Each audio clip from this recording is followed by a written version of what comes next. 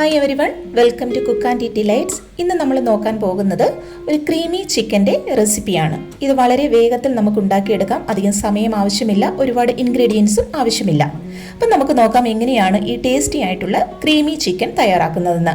ഇതിനു വേണ്ടി ഞാനിവിടെ എടുത്തിട്ടുള്ളത് 400 ഗ്രാം ചിക്കൻ തൈസ് ആണ്. ഇത് നമുക്ക് ചിക്കൻ തൈസ് ഇവിടെ സെപ്പറേറ്റ് നമുക്ക് വാങ്ങാൻ കിട്ടും. അപ്പം ഈ ചിക്കൻ തൈസിനകത്തേക്ക് നമുക്ക് 1 ടീസ്പൂൺ കുരുമുളക് പൊടിയും ആവശ്യമായിട്ടുള്ള ഉപ്പും കുറച്ച് ഒറിഗാനോയും കൂടെ ചേർത്ത് നന്നായി ഒന്ന് ചേർത്ത് ഇളക്കി മിക്സ് ചെയ്ത് വെക്കാം. ഇത് നമ്മൾ റെസ്റ്റ് ചെയ്യാനൊന്നും വെക്കുന്നില്ല, ഡയറക്റ്റ് തന്നെ നമ്മൾ ഫ്രൈ ചെയ്തെടുക്കുകയാണ് ചെയ്യുന്നത്. ഇനി ഒരു പാൻ അടുപ്പത്ത് വെച്ച് ചൂടാക്കുക.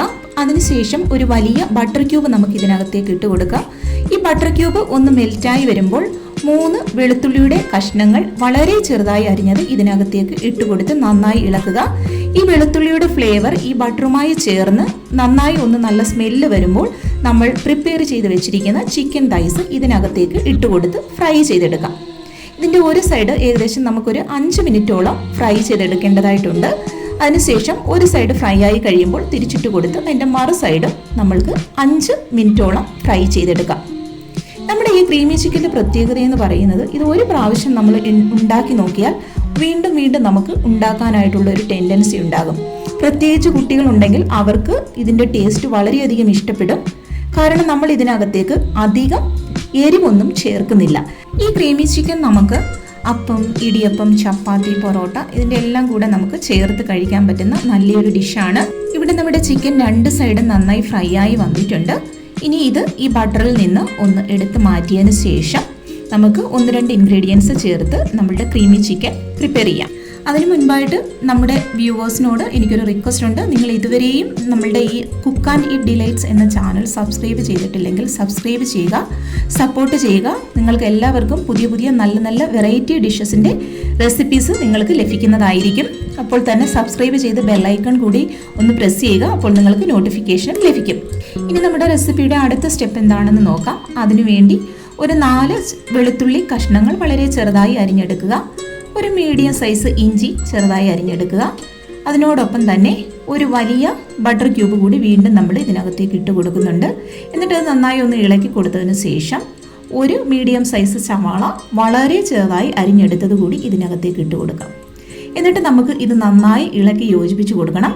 ഇതിൻ്റെ കളറെല്ലാം ഒന്ന് മാറി ഒരു ചെറിയ പിങ്ക് കളറാകുമ്പോൾ നമുക്ക് ഇതിനകത്തേക്ക് 1 ടീസ്പൂൺ കുരുമുളക് പൊടി ഇട്ട് കൊടുക്കാം. അതിനുശേഷം അത് വീണ്ടും നന്നായി ഇളക്കി കൊടുക്കുക. ആ കുരുമുളകിൻ്റെ പച്ചമണം ഒന്ന് മാറിക്കഴിയുമ്പോൾ നമ്മൾ ഇതിനകത്തേക്ക് ആഡ് ചെയ്യാൻ പോകുന്നത് ഡബിൾ ക്രീമാണ്.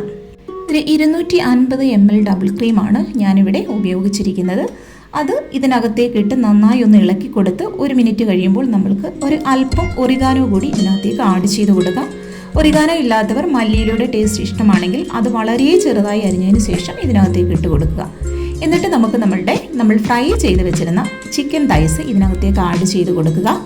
അതിനുശേഷം ഇതിൻ്റെ മുകളിലേക്ക് നിങ്ങളുടെ കയ്യിൽ എരിവില്ലാത്ത പച്ചമുളക് ഉണ്ടെങ്കിൽ അത് ഇതിനകത്തേക്ക് നീളത്തിൽ 2-4 കഷ്ണങ്ങളാക്കി അരിഞ്ഞ് ഇതിൻ്റെ മുകളിലേക്ക് ഇട്ട് കൊടുക്കാം. ഇവിടെ ഞാൻ പച്ചയും ചുമന്നയും കളറിലുള്ള പച്ചമുളകാണ് ഉപയോഗിച്ചിരിക്കുന്നത്.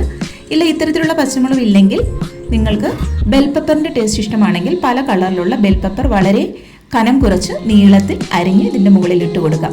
ഇതിന് ശേഷം ഒരു 2 മിനിറ്റ് കഴിയുമ്പോൾ നമ്മൾക്ക് ഇതൊരു തിക്ക് കൺസിസ്റ്റൻസിയിലാകുമ്പോൾ അടുപ്പിൽ നിന്നും എടുത്ത് മാറ്റി ഉപയോഗിച്ച് സെർവ് ചെയ്യാവുന്നതാണ്. അപ്പോൾ തീർച്ചയായും നിങ്ങൾക്ക് ഈ ഒരു റെസിപ്പി ഇഷ്ടമായി കാണുമെന്ന് ഞാൻ വിശ്വസിക്കുന്നു. നമ്മളിവിടെ ചപ്പാത്തിയാണ് നൈറ്റ് ഉണ്ടാക്കിയിരിക്കുന്നത്. ചപ്പാത്തിയോടൊപ്പം കഴിക്കാൻ വേണ്ടിയിട്ടാണ് ഈ ക്രീമി ചിക്കൻ ഉണ്ടാക്കിയിരിക്കുന്നത്. ഇതാണ് നമ്മുടെ ക്രീമി ചിക്കൻ്റെ ഫൈനൽ ലുക്ക്. അപ്പോൾ നിങ്ങളെല്ലാവരും ഉണ്ടാക്കി നോക്കുക, നിങ്ങളുടെ അഭിപ്രായങ്ങൾ അറിയിക്കുക. ഇനി മറ്റൊരു വീഡിയോയുമായി നമുക്ക് വീണ്ടും കാണാം. Thanks for watching.